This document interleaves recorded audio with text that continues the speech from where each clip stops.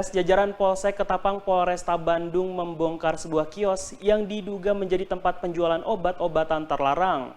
Di kawasan Jalan Raya Kopo Ketapang, Desa Pangauban, Kecamatan Ketapang, Kabupaten Bandung, Jawa Barat.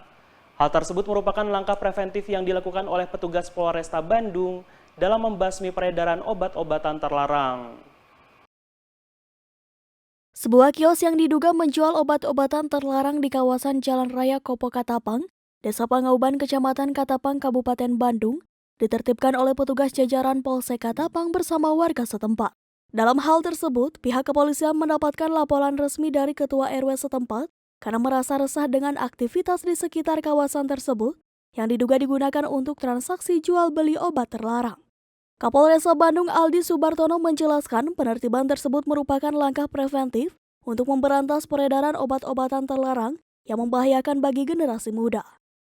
Baik rekan-rekan, dapat kami sampaikan bahwa pada hari ini kami Polresta Bandung bersama unsur TNI dan masyarakat dan pemerintah daerah melaksanakan pembongkaran kios atau warung yang selama ini kerap diduga dijadikan tempat menjual OKT, obat keras tertentu. Ini merupakan komitmen kami, Polresta Bandung, untuk menindak dengan tegas segala bentuk peredaran narkoba serta obat-obatan yang merusak generasi muda kita. Dengan adanya penertiban ini diharapkan tidak ada praktik penjualan obat terlarang di wilayah Kabupaten Bandung. Dihimbau untuk masyarakat agar melaporkan segera kepada pihak kepolisian jika menemukan indikasi praktik penjualan obat terlarang di kawasan Kabupaten Bandung.